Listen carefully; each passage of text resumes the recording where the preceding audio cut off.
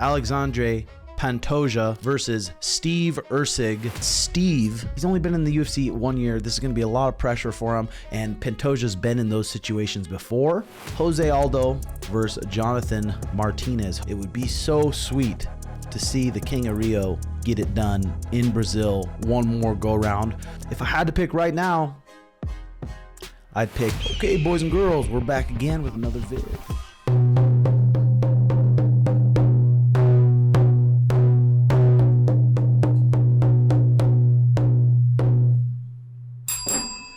In this video, I'm going to talk about my final predictions for UFC 301. This video is sponsored by PrizePicks. Like I said, easy.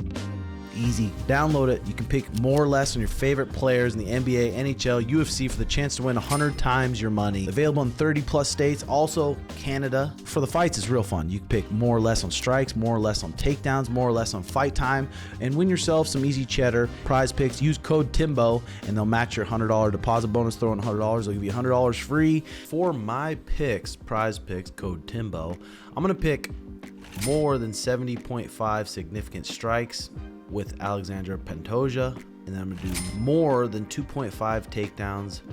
They're flyweights. They don't have a ton of knockout power. They sit there and pitter patter at each other. So more than 70.5 significant strikes in 5 rounds. I feel like that's realistic. And then Jonathan Martinez, I think they're gonna go 3 rounds, and I think they're gonna kick each other's legs, kick each other's bodies, punch each other a lot. So I think Jonathan Martinez will land more than 63.5 significant strikes. So those are my 3 picks. Hope you guys enjoy. Code Timbo, PrizePicks. Peace. I'm going to start with the fights that I'm interested in. I'm just going to do 3 fights, the ones that I'm interested in. First fight I'm really interested in here, the head coach of my MMA team, Drakkar Klose. And he is taking on Joaquim Silva, who's coming off a win over Clay Guida. The dude is jacked. He's jacked. He's 13-4, 35 years old, 5'8", 155. And he took Arman Sarukian into the 3rd round. He beat Jesse Hansen from Canada, who's a very good fighter.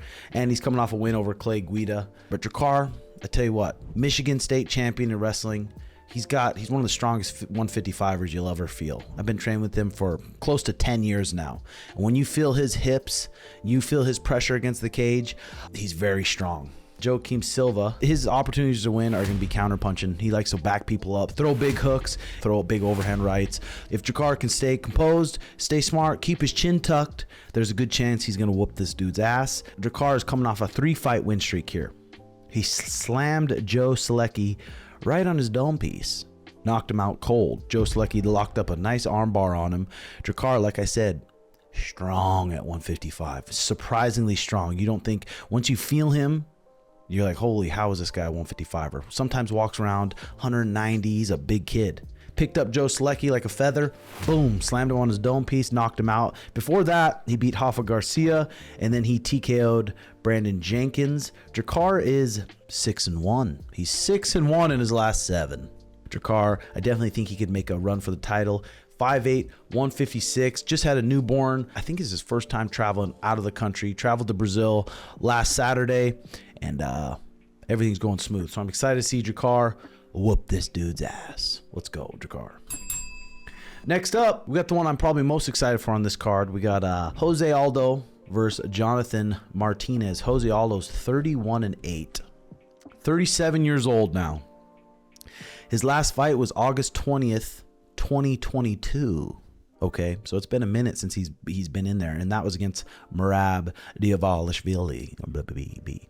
Before that, he beat Rob Font, he beat Pedro Munoz, he beat Marlon Vera. He lost to Peter Yan, lost to Marlon Moraes, both kickboxers similar to Jonathan Martinez.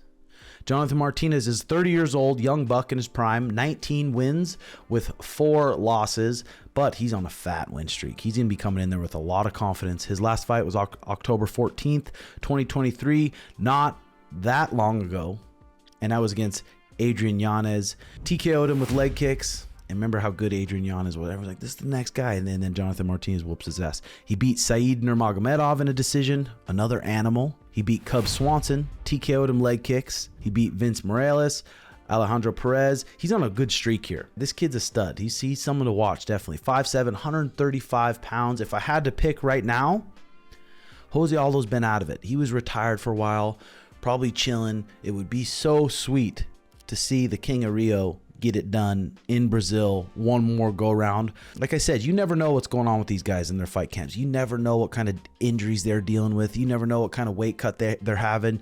You never know what's going on in these guys' personal lives. If I had to pick right now, I'd pick Jonathan Martinez, gets it done by decision. But we're in for a good kickboxing match, and I'm really excited to see it. So next up, we got Steve Erceg. Okay, he's 28 years old, 12-1. I've talked about this in my last video. He's only been in the UFC 1 year. He's been in the UFC 1 year. Beat a couple guys by decision, and then he KO'd Matt Schnell to earn the title shot. It's crazy. I mean, I'm pretty sure here UFC is required to give you fights at time periods. So if they don't give Pantoja a fight, they got to pay him anyway. So they're probably like, all right, who do we got that we can give him a title shot? They give it to Steve Erceg. Could he get it done? I mean, definitely possible. But he's only been in the UFC 1 year. This is going to be a lot of pressure for him. He's probably doing more media than he's ever done. It's going to be a big arena. The arena is going to be so loud and intense. And Pantoja's been in those situations before.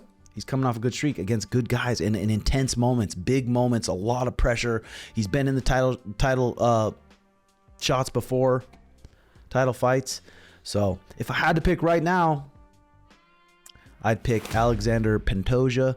Gets it done by decision. I think their grappling is going to cancel each other out. They'll be slugging it out on the feet.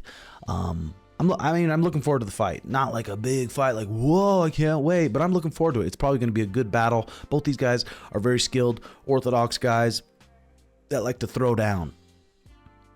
So I'm picking Pantoja by decision.